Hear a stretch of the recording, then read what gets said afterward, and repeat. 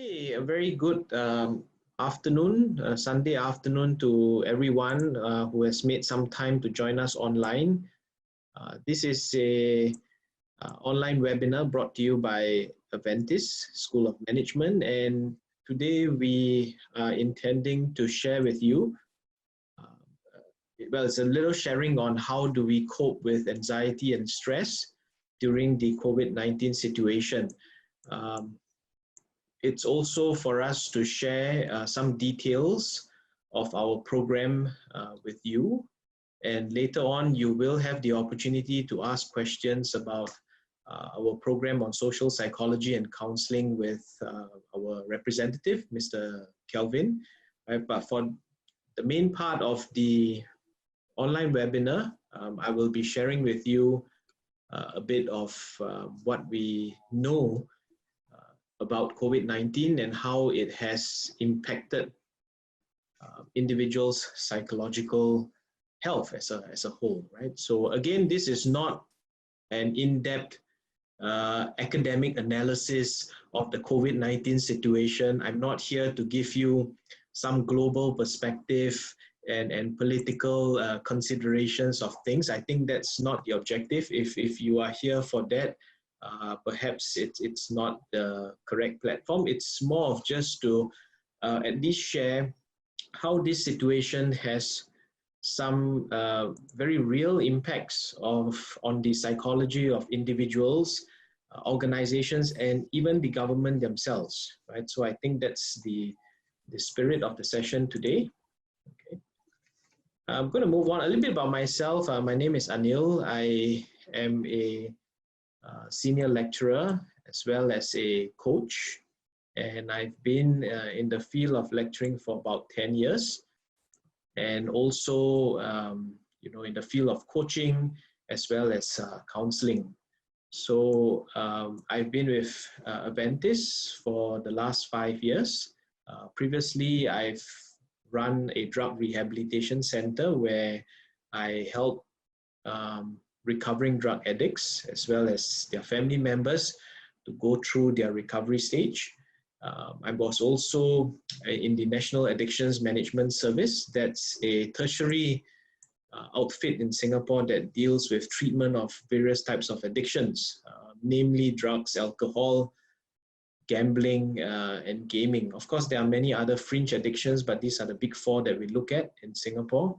And so if you'd see, my experience deals largely with people who are recovering from addiction. In the school front, I am a lecturer at many institutions, both government and private institutions. And currently, I'm also with the Singapore University of Social Sciences, where I do academic coaching. So academic coaching in the sense of not tuition per se, but more of helping students understand their struggles that they are facing with school, and also to see how I can better help them from a coaching counseling perspective to reach a better state of doing well and managing the challenges, the multiple challenges that they have in life with regards to school and their academic progress. Right, so that's a little bit about me. I shall move on to my sharing today. Oh, as we speak, some of you would have really gotten wind of the news, and I've also seen some very cynical, interesting comments online. Oh, Singapore, you like to be number one, right? So finally you are number one. And we are number one in Southeast Asia for the most number of COVID-19 cases. I think part of the reasons is because the past few days we had sharp rises in numbers of between 500 to 900 plus. Right? Numbers aside, yes, we do have close to about 6,005, maybe slightly more cases of it. We have about 740 recoveries. If you do a little bit of math, that is slightly more than 10%, and we have 11 fatalities from there. But at the end of the day, these are arbitrary, these are numbers. Some people are very concerned about the quantitative aspects, and I think with numbers, it's usually a measure of how well a country is doing to manage the pandemic and so on. Now, being too fixated on the numbers somehow blinds us to other aspects of the pandemic as a whole. For instance, what's the coronavirus impact on food security? There was a very good article yesterday on food security in Singapore and how we have always taken that for granted. Right? How do we review our food production, for instance? There's the impact of coronavirus on the economy for obvious, and all of us know that, and we see how businesses are affected, people losing their jobs, some having to take pay cuts, some having to adjust to working from home like many of us, and myself in fact even. And if you think that, oh, working from home, well, what's so difficult, and it's good, you don't have to travel to work, you've got a bit more time with families and so on. Well, at a micro level, some individuals may tell you that it's very hard to juggle schoolwork or work itself with family. Some have kids running around, some have elderly parents. Some could be in a small dwelling with 7 or 8 individuals, and suddenly having to face the prospect of being with 7 or 8 individuals at home for an extended period of time. It is something that it's not whether it's a nice or not nice thing from a family perspective. It's something that needs adjustments, right? And people may not exactly see that, right? Similarly, from a country point of view, if you look at Japan, there were reports on how Japanese are struggling with working from home because all along, when it comes to work ethics and the idea of respect, of interpersonal relationship between employees and employers, Japan places great pride in working, and somehow now they have to adjust their mode of working, and it's not easy for organizations and bosses and so on to do it, right? So these are just some examples of how a global pandemic could impact a country on various levels, and to just be fixated on governance alone, that's okay. I mean, we all expect that a good government would be able to tackle all sorts of crises. But I think what's also more meaningful, at least for some of us in the social service sector, is to see how the impacts of the pandemic has now trickled in to many other areas of life. And one area is on mental health of individuals as well as organizations and even the government themselves, right? So you see here from the screen that I've shared with you, right? Worries about the pandemic see more calls to mental health helplines. And this is not just in Singapore, it's also across other countries, right? So more people are calling in, to speak to someone over the line, someone who's trained, someone who's professional, to share about perhaps their bouts of anxiety, some physiological changes to them during this period, and so on. Now, of course, there must be a reason why they're getting all this, sudden spike in anxiety levels, and we'll touch on that in a little bit, right? So you could see here that you could have situations in families where even before COVID-19, there are already incidences of abuse, right? And you can see how this abuse is going to get worse, especially with more contact with the abuser in the homes, right? So again, I'm not going to get into this moral discussion like, oh, be thankful, that you have a nice home to be in during this pandemic and someone else is suffering in the slums and so on, and that you have a happy family with kids running around and someone else is out there in a flat where, there are abusers and they're going to get abused. So think about how this whole stay home thing is not working out for them. Yes, we can always make that distinction. People will always be moralistic about things and so on. But I think the more objective thing to think about here is, if we know that there are going to be such cases and there may be a rise in family abuse victims, then what are we going to do about it? Of course, some of us are just, commenters. We talk about it and so on. But from a services point of view, how do we put in place interventions, immediate interventions that allow us to, maybe coordinate even with enforcement and so on, to see how we could reach out to both, I think, the victims as well as the abusers. We know for a fact that, bullies, for instance, are individuals who need help too, not just the bullied or the victims in that sense. Right? So this was one area that came out about the expected rise in family abuse victims. I think MSF is very busy in this front. Right, and you see that domestic abuse need not only be physical, it could be psychological, right? It could be sexual, it could be emotional, right? It could also be stress that people may have from mounting debts, or the need to think about who's going to pay the bills for the next 2-3 months, and so on. I'm going to get to my key point here, so just bear with me, right? So, okay,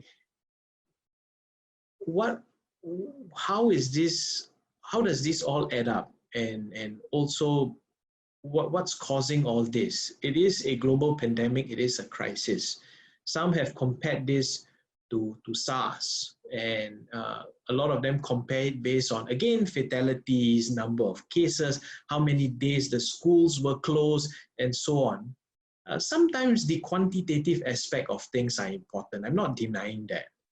Right? But if you look at the qualitative aspect of things, I think you are able to uncover more. And that's what we try to do with some of our courses in psychology.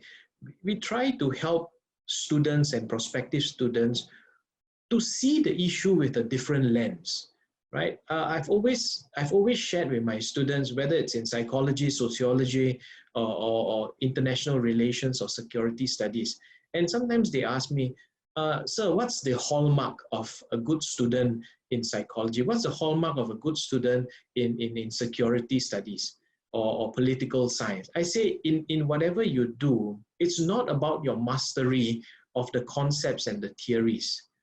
Instead, you think about it as pre and post, meaning before you take on a course and before you have knowledge on psychological principles, and you encounter a particular issue, in this case, COVID-19, how do you view it?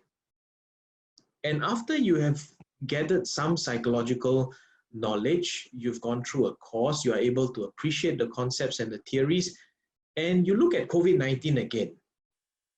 If you are able to see it differently from a psychological lens, I think that's the true value of going for the course. It is not about getting A's, it's not about nailing it and saying that, yes, conceptually, I know everything. Does it help you to change your perspective about certain things? Are you able to see a situation differently?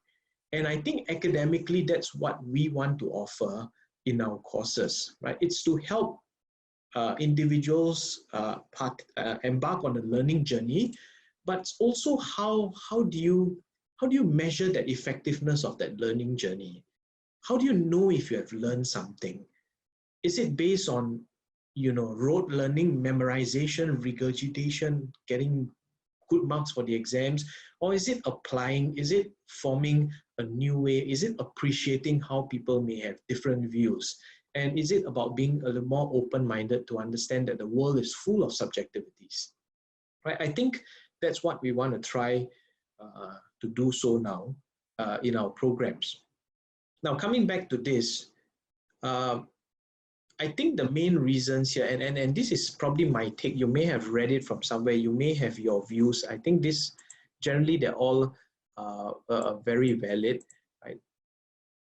A pandemic like that, right, which may not be similar to, say, SARS, because it seems to be worse now. Now, if you think about it, SARS was quite a while back. So the gap between SARS and COVID-19, it's a good, 15, 17 years more. And the very fact that it doesn't happen frequently means that the adjustment period for people, it's going to be really slow. Right? Now, that's as a whole. Now, if you look at your situation, or okay, I'm going to use myself as an example, and my mom, for instance. my sis and I had a hard time trying to help her to understand what's going on.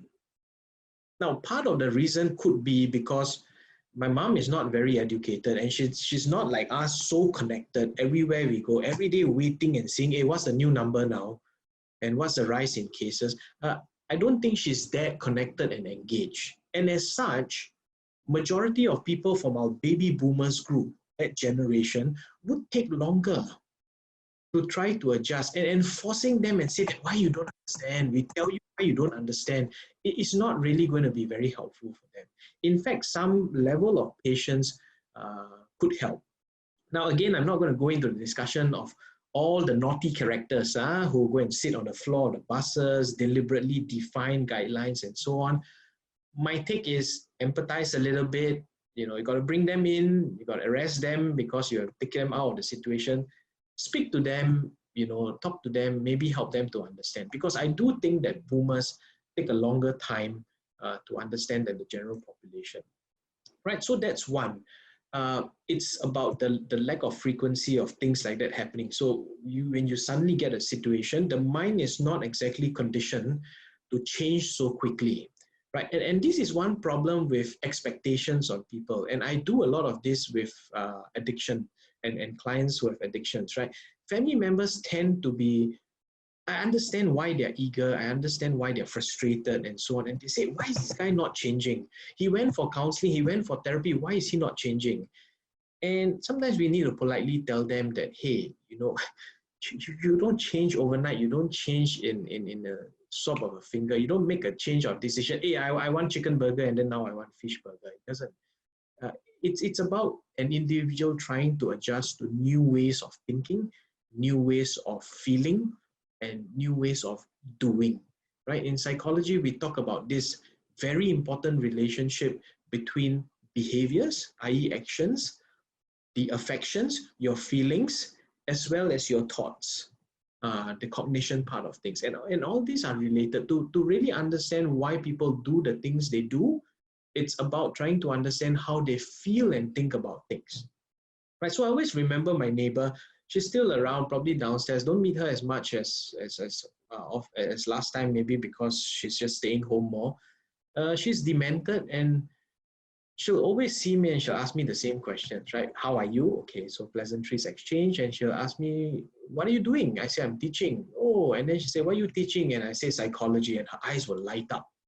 And she says, you can read my mind. I was like, Auntie, I cannot read your mind, but I can predict your behavior. I can roughly try to aggregate and explain why you're going to do certain things you do, or why you have done certain things you do. So it's a myth to say that psychology is about mind reading, and we're not fortune tellers. Fortune telling is not scientific. And if you have a sixth sense and you can see ghosts, good for you, thank you, you know, but those are not exactly part of, you know, the senses that we're going to look at. Right? So I think with psychology here, we can understand how COVID-19 as a stressor, so as a social situation that's a stressor, is creating very serious levels of uncertainty and insecurity for individuals. And this has translated into a type of fear, you know, very unprecedented fear. It could be someone who had encountered SARS when he's 3 or 4 years old, you know, have not much recollection. Now he's 21 and boom. Well, SARS is not really relevant to him because he has not been in it, right? So this new generation of a deeper level of fear is largely due to a sense of uncertainty as well as insecurity. And if you think about it, we're coming into maybe what, the second month, but it all started kind of in January thereabout.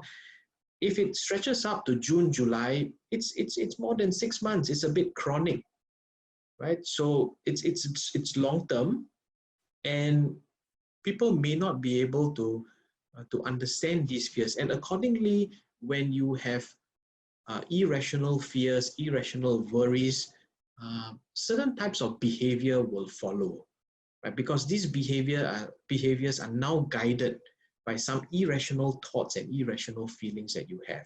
And so when you behave that way, someone else looks at it and deems it as abnormal, when it could be perfectly normal for you because it's in response to some thoughts and feelings that you have that at the moment does not really characterize you. Now, what am I trying to drive at? I'm trying to say that the psychological impacts of such a pandemic or a crisis for that matter, or it could even be war in some other countries where people get traumatic incidences. Now, these are very real, just as much as workplace burnout is real and how we need to give attention to individuals who are recovering from workplace stress. Well, here we're not talking about workplace stress, although that could be a subset.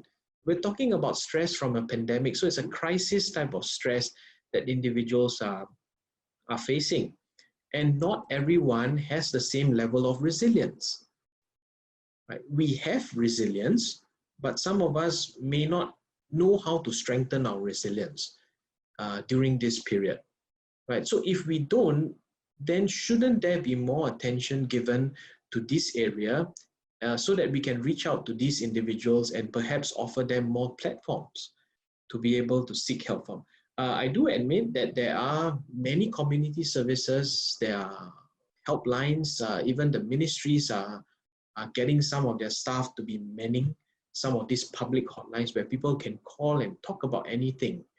Right? The aim is really to see how we can reach out, because I think there is a recognition that there is a psychological implication of the pandemic.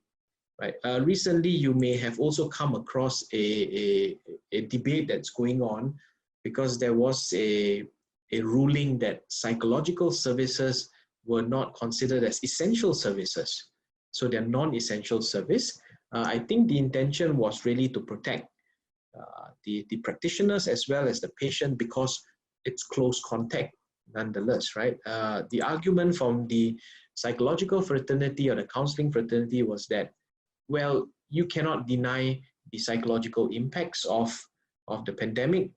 Please ensure that you make it an essential services, because we don't know what's going to happen if some of these individuals are denied treatment temporarily, what's going to happen to them at home, and they may be even endangering their caregivers.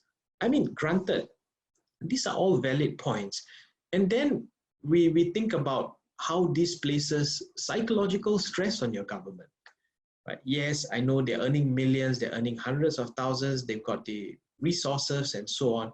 Now, to be able to come up front and then to make such decisions, okay, do we convert the services back to essential? What's going to happen? Does this threaten the security of others and so on? This in itself, the whole idea of decision making, being critical, being able to stand by your policy decisions, I guess these are also challenges that a group of people called the government would face. And they do get into situations where they do face mental stress as well. I think you would have read about the very elderly German minister who took his own life, right, because he just couldn't deal with the challenges that the country is facing. Right? So that was quite sad to read. And again, we need to understand this from a point of view of how people are reacting to the crisis as a whole. Now, having painted the context for you and helping you understand the psychological concerns, how do we tackle this circuit breaker with, say, positivity? Right? These are just some suggestions, and I'm also sharing these suggestions in the sense of, based on how certain services may offer themselves to help individuals like that, to improve their mental wellness, right? Of course, what works for an individual may be different. Some say I go for a jog, some say I do skateboarding, some say I do eating, I watch Netflix, and so on. So it depends on how you take it. Now, take full advantage of this time, organize your time and set a certain schedule with activities, set routines and timetables. I must be wondering, why do you do that? Well, think about normal life and when COVID-19 is not in, you basically go through every day, even though sometimes it gets mundane. You go through every day relatively successfully in terms of, you know, not freaking out and so on. You do face challenges, you do get stressed, you do get tired, but that's because almost every week you have a sort of routine, and so you can adjust. Now, with the pandemic and a crisis like that, your routine is thrown upside down and you find it difficult to adjust. Right? Now, certain things are beyond your control, right? And there's also uncertainty whether we would resume normal life on 5th of May. But one thing you can do is set up a bit of routines at home, you know, so that you are guided, you've got something to look forward to. Right? Perceptually, it does help. Right? I'll give you a very simple example of how perception works. If you've got a bottle of 24 pills and you have to finish the course of antibiotics, keep the last 6 pills red, the first 18 pills white. The chances of you reaching the red pills would be a lot higher because there is that milestone to reach. Right? So if you don't have any routines, you laze around, night become day, day become night, in the long run, it could have some troubles for you mentally, so to speak. Find the ideal workspace if you're working from home. A lot of people lament, my kid's running around, that neighbors, you know, fighting, this other guy is, the cars are honking and so on. Well, see what works for you. I understand that not everyone has the best and ideal situations at home, right? So maybe you could think of looking at how you could arrange that, because when you're comfortable in your workspace, you tend to be a bit more relaxed, you tend to be calmer. Okay. Some other points, I thought the 4th point is very important, and I just set a reminder on my phone and I say, call Papa, you know, so call my dad after, because we usually meet like once a week or once in 2 weeks at our favorite hawker center at Jalan Bersih. We'll sit there, have some drinks, have some food, and that's my interaction with him. And this goes on for 3-4 hours. It's very consistent, and suddenly now our routines are, you know, taken apart. And I felt that while I am constantly engaging with people, talking to myself on the screen, sometimes there's interaction with others. What would the older folks go through? I mean, they have their own modes of entertainment, but many of them have been detached from the community. So staying in contact, maybe helping them do a little bit of video calls, getting them to use it more often. You'll be surprised that they might tell you after a few rounds that, hey, I think this works. At least I can see you on the screen, right? So try to stay in contact with family and friends. That's very helpful. Schedule rest breaks and make them part of your day-to-day routine. Right? Some people have too much rest time, so depending on your situation, you could find an interest or develop a new skill. Or I think a lot of people are doing that. A lot have gone to cycling. Some have gone for, you know, jogging and so on. Some are doing a little bit of a slower brisk walk, so they, you know, can be out there, maybe don't have to wear a mask and so on, but there are a bit more people exercising. Some are doing online sessions with yoga. Some are still keeping with their faith online. So there are quite a lot of things you can do online or with your phone, for that matter, if you don't have a laptop or a PC. Right? And of course, taking up a course and so on, these are things that are very viable. A lot of schools are now quickly adjusting to online learning, and systems are in place. Yes, you do hear about all the stories about security measures. Let me tell you on hand, I have used Zoom from January until now. I've got no one coming into the session showing me pornographic pictures and telling me, Anil, please strip for us to see. Not yet, right? But we had an encounter with that in the primary school. So people get you know, really alarmed. And so I mean, I do understand. If you understand the theory behind security, there's really no 100% guarantee of security. All you need is a weakest link, right? So a weakest link and one loophole and you go in. But security measures are put in place. So things like Zoom can carry on. You have a lot of other things like Google Meet, Microsoft Teams. So these are all platforms And schools are, I believe, equipped, right, to ensure that the course runs smoothly and so on. I'll share a little bit more, if I can, about how my online classes have gone. And generally, there's a strong level of positivity from my students.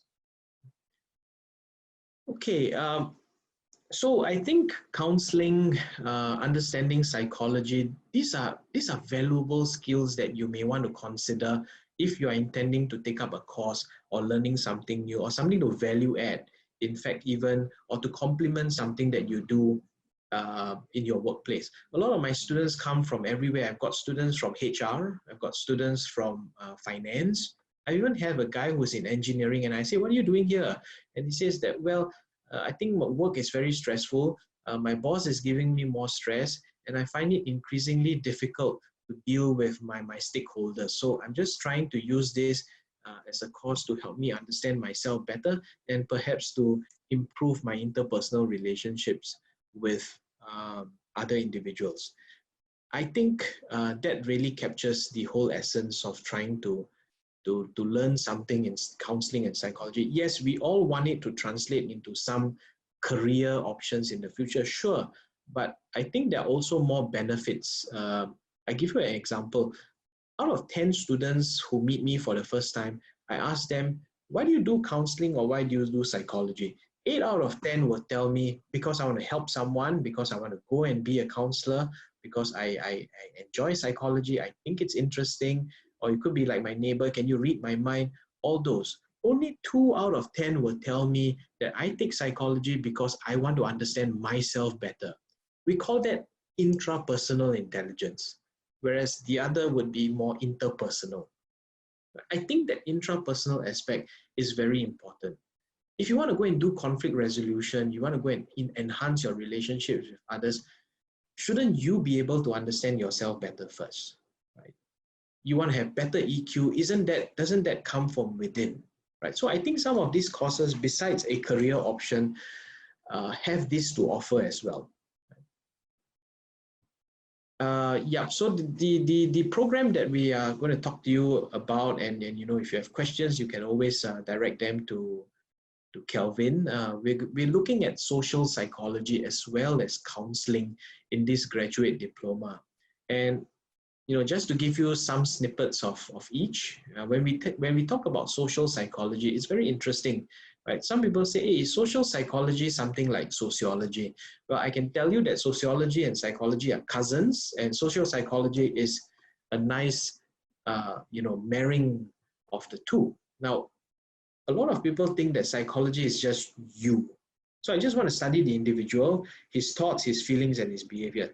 Very nice. But if you tell me that the individual is someone who exists in a silo, working on his own, up in a mountain like a hermit, not exactly, right?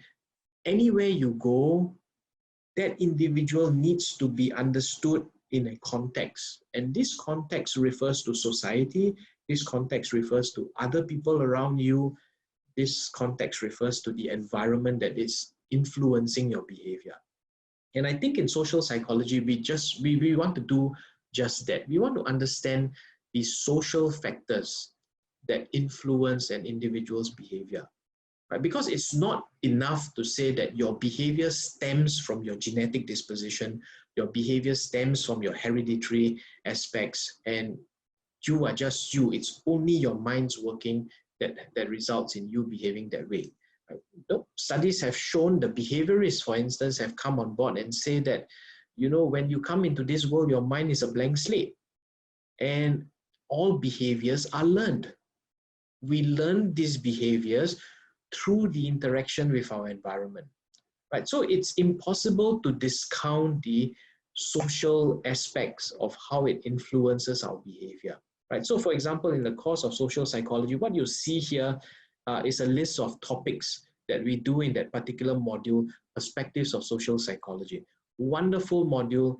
We do it over over a weekend. Students are engaged. There's so much room for them to share their views, and overall they learn the key concepts in the module. And of course, they do their assignments, they apply it, and some still come back to me and say that, hey, you know, what I've learned in the graduate diploma was so valuable that when I go on to do something else, or when I bring it back to work, it was easy for me to apply and you know, better understand situations that I face.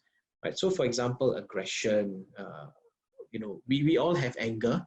And why do some of us get aggressive and some of us don't?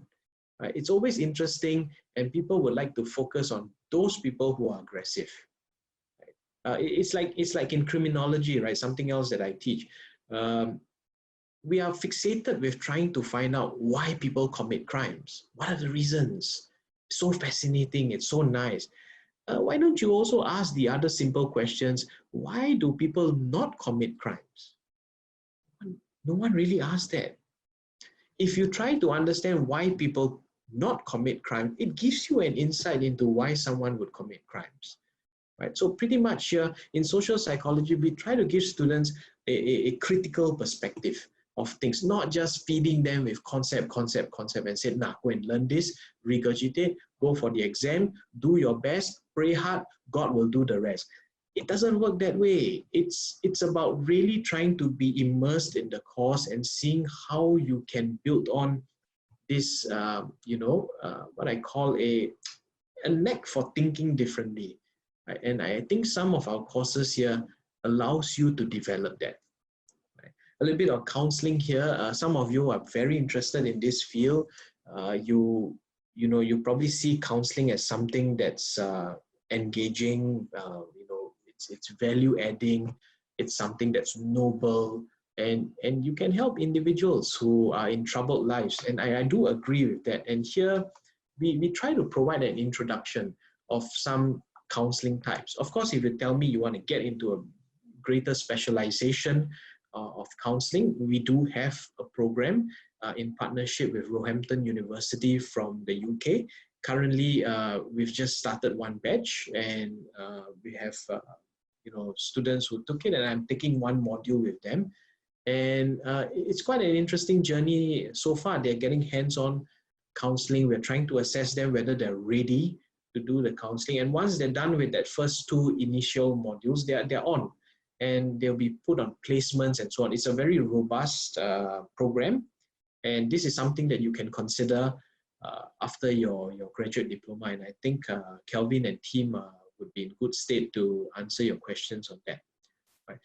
Some types of counseling techniques, you got direct counseling techniques where the therapist is largely in charge, and it's very directive towards the client in helping the client get out of his or her predicament or mess or confusion or distress, if you like. The non-directive approaches, for example, a person-centered therapy by this guy called Carl Rogers, they prefer to, or rather they believe that individuals have that ability to get out of their situations on their own and to be you know, or to be fully functioning individuals. So the therapist's role then is to facilitate and guide and guide the client to discover their own solutions to their problems. Now you may be thinking, hey, crazy, or what? I give you money and then you're supposed to counsel me, now I counsel myself. Yeah, some people think of it that way, but if you understand the theories and the rationale behind person-centered therapy, the counselor is, the therapist is still in a way in charge, but more of trying to use an approach where it's more bottom-up rather than top-down. And once an individual is able to discover some solutions to their own problem, of course with the help and guidance of a therapist, I tell you, it works wonders, because after the therapy session, when they face other challenges in life, whatever they learn in the counseling session is going to be very helpful for them in devising their own solutions, in being resilient. For example, I think that's what we want to try to achieve in counseling. And of course, you have cooperative counseling techniques where it's a little bit of both. Right? So this is just some initial snippets. You know, if you're very interested in this, I think we've got a good set of counseling programs lined up for you. Now, just a little bit more about my take on things. Critical factors. Okay, so we are still on the counseling part. So how we want to avoid personal judgment on our clients. They sometimes come and they present, very challenging life circumstances. Sometimes these challenges, you look at it and you get a shock. I never thought these kind of challenges existed. And if you don't experience their reality, are you able to counsel them? I think that's the question that we want to ask. Of course, from a conceptual point of view, yes, but I've always maintained to my students that counseling in books is not the same as counseling in theory. It's quite similar to policing. Policing in books is not the same it's not the same as policing in practice. You can get A, for law. You can get A for person-centered therapy. And then practically, when you face the client, I think that's where the adjustment goes. It's just like a policeman, right? You go and see a situation, you're supposed to arrest a guy. Hey, hold on, wait, I take out my manual. According to chapter, the fellow would have run off. You may be very good, but in practice, what do you do? So in counseling, when you face the client and you deal with their challenges, you realize that your biases, your views, your thoughts, all these things have to be suspended, because if you don't, it might even bring the client more harm. Right? So we do a lot of coaching in that area, trying to help students understand what counseling is really about and what it involves. Active listening and so on. Yeah. So a little bit of my take just to round up this part of things. And I'm so glad that, I'm looking at the participant rate. Those who came in, you all have not left. I really appreciate you being in here, spending 1 hour of your Sunday evening. Now, I think individuals have to start normalizing anxiety. It's perfectly fine to be anxious, but I do understand that too much anxiety to a point where fear becomes irrational is not entirely healthy, and some of them may go on to need professional help, as you would have seen based on reactions of some individuals who, in a way lost it. When we say normalize anxiety, we also need to recognize that our anxiety is being shared by others. There are others who are also as anxious as us. When we are able to accept that there's this level of anxiety out there, I think it's easier for us to cope. Right? Because then it doesn't become something that's abnormal or unique or peculiar to us. In fact, everyone else have that level of anxiety, and we should try to understand one another, right? So normalizing something could sometimes be beneficial. Go easy on yourself. I do understand, I'm very empathetic. I do understand that people have challenges, there are bills to pay, job is uncertain, some have lost their jobs and so on. Go easy on yourself, try to seek help, look out for community resources, try to see, if there are people out there who may direct you to these resources. Some individuals may be too shy to go and look for help and so on. Right? If at this point in time, you have to settle for something lesser, go a bit easy on yourself, because there's really no point in being overly hard on yourself. It can affect your mental health further. Okay, again, my disclaimer, I'm not saying that this is easy. It's always easy to say, difficult to do. Right? So I do understand that some individuals could find this situation a lot more challenging than others. Call a counseling crisis hotline. Some turn to their faith. Some look for help elsewhere. I think having that sense of connection is very important, because suddenly we feel disconnected from a lot of things. Right? And this whole stay home thing, won't be surprised for some individuals, is like the number of hours at home is probably equivalent to, say, maybe 6 months when they are working, because some of us are just mainly out most of the time and we come back simply to rest and do our basic chores. Right? Above all, mental health, there's this mind-body connection. Some of you have read it. If you're interested, read up health psychology. Look up this guy called George Engel, E-N-G-E-L, 1977. George Engel talks about a biopsychosocial model of health, in which he explains that health is not only physical. Health is also psychological. Health is also social. And you'll see how these three domains interact with one another to give us this thing called wellness. Right? If you talk about well-being, there's a lot more than just physical, psychological, and social well-being. There's career well-being. There's work,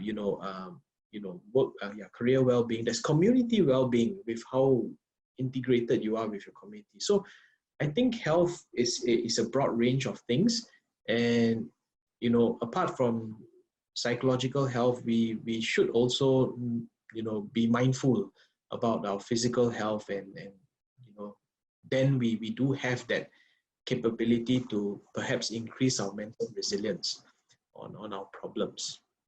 Right? Now, I just wanted to share a little bit. So this is, you can find more information about Aventis and their courses, right? For example, that on Social Psychology and Counselling, as well as our master's program.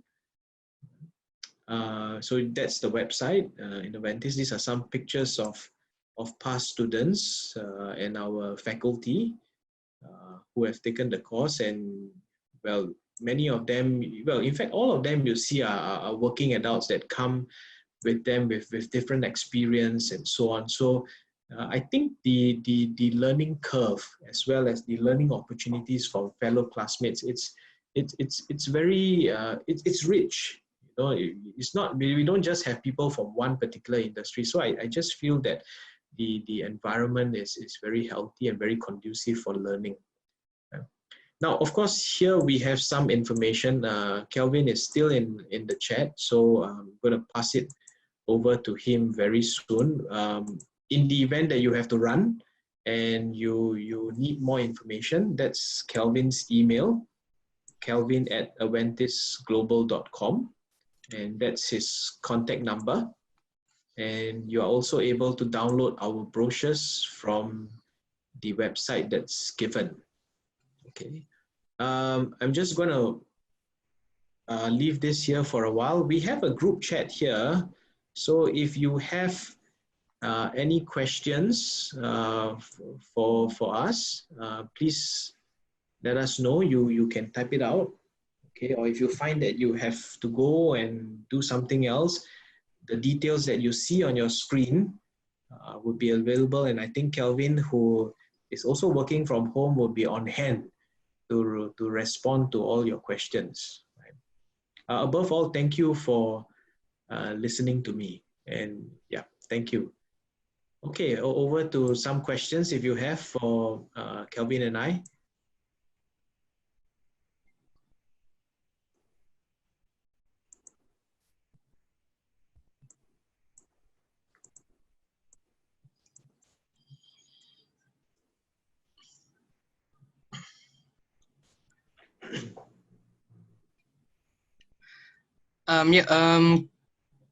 Queen Me, I'll take it offline with you. I'll give you a I'll drop you an email regarding the course details about that and all that. We'll take that offline. Anyone have any questions for Anil? Yeah, so the course fees, subsidies, and skills credit as well. I'll drop you an email regarding that. No worries.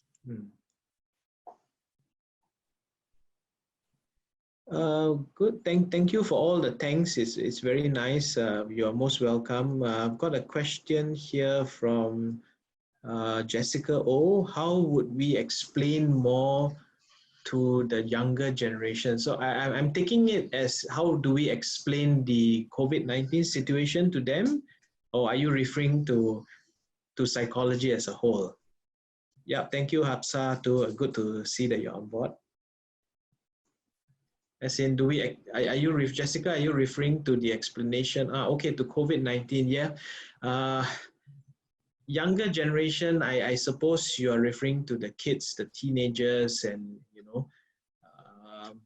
children, for example. Yeah, I've got my nephew, he's 7, just went into primary 1 in January, having a ball of time, coming back every day excited, and then suddenly we tell him, hey, he cannot go to school anymore. Our friend totally got so confused, and he didn't understand everything that's going in. It's very hard to absorb. He see people reading news, he's not understanding. I think you could explain to them slowly, in terms of trying to explain not the very technical bits of things. Maybe explain to them that currently there is this health problem that's going on, and it's not safe for people to go out. I think they do understand some of these basic things, right? But also getting them to adjust to the fact that, you know, they may not be able to have that kind of close contact with others, right? And they need to be sticking close with their families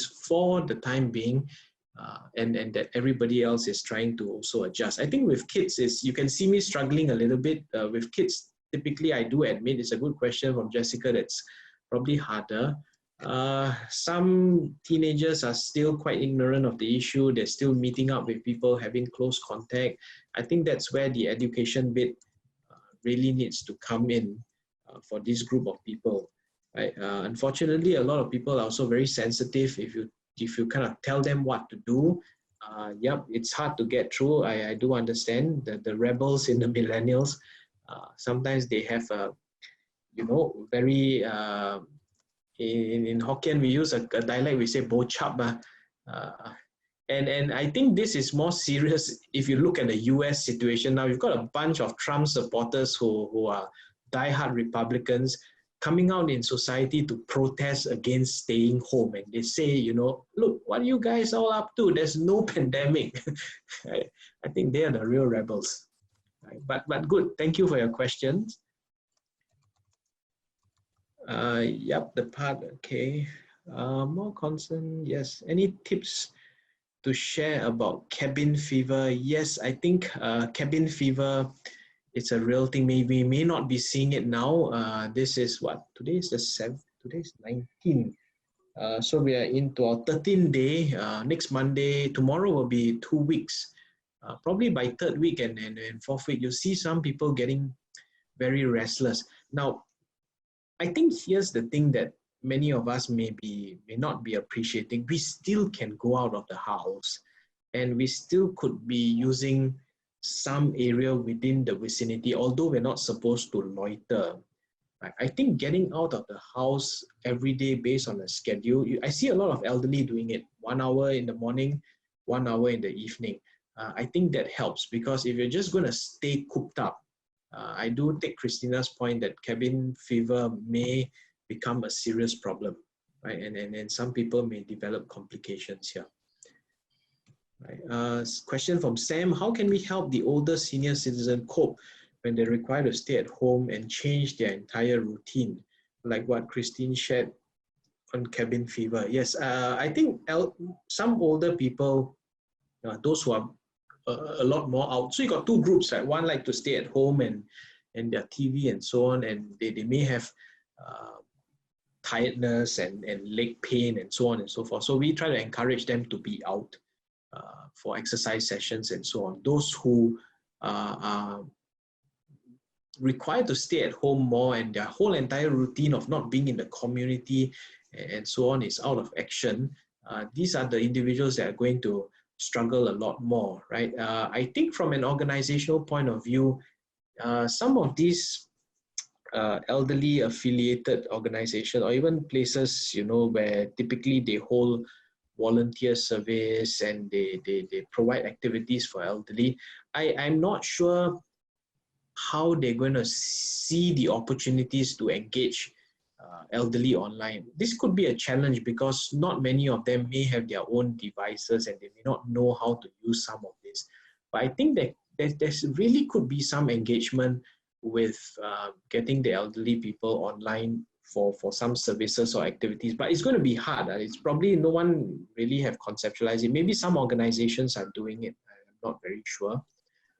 They should still be out, although it's going to be difficult. They can't congregate and so on, so they may feel that sense of loneliness, right? So I think this point for the questions from Sam and Jessica does reflect that more is needed. I think organizations have to step in to devise perhaps some activities if the seniors are required to stay at home to engage them, so that there is some level of connectedness and they don't feel too out of it.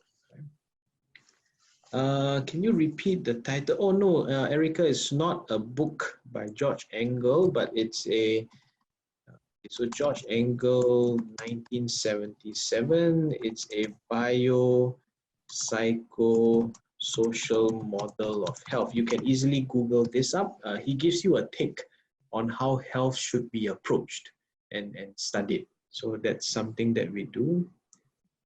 Yeah, gamers, they're pretty happy with being at home. So they already have their own cabin even before COVID-19. Will the DIP able to help mid-career change entry? Would love to work in hospitality.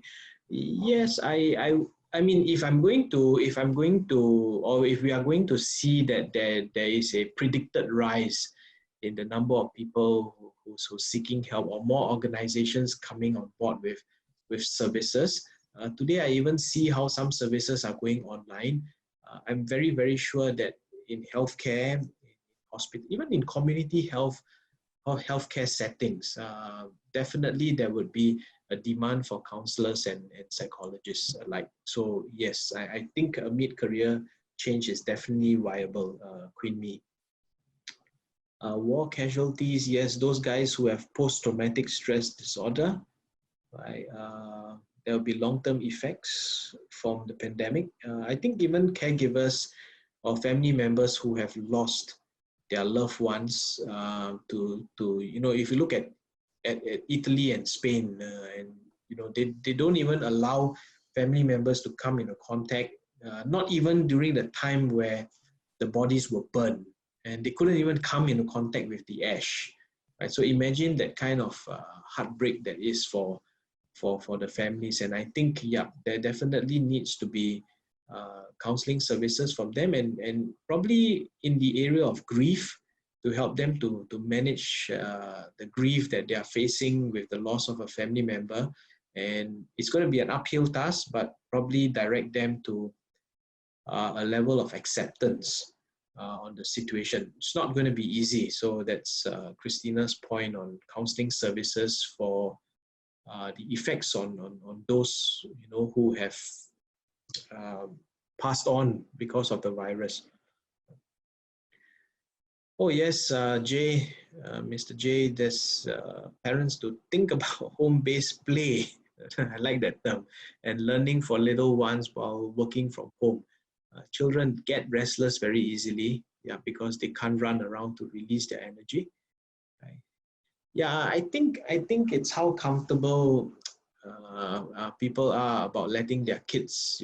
I still, my nephew who is 7 still goes down and I think he knows every single pillar or wall around the void there. I say, how come? He said, every day I run from one end to the block, I come back. And you're right, they just wanted to release their energy, and the fact that grandparents now can't be in close contact, so the stress does add on. Right. Good, thanks for that point. Hospitals look for bachelor degree in. Okay, so Erica, I'll leave this to the Kelvin and team to advise you on the requirements there.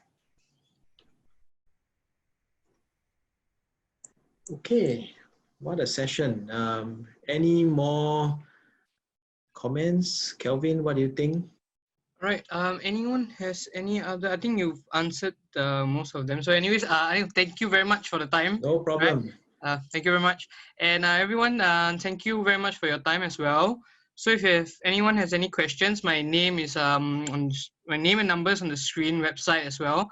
So you can download a brochure, or can give me a call anytime, or drop me a WhatsApp, or what, if you want more details of the program. So Anil, once again, thank you very much. Okay, thank you. All right, thank you very much. Have a good week ahead, everyone. Yeah, sure.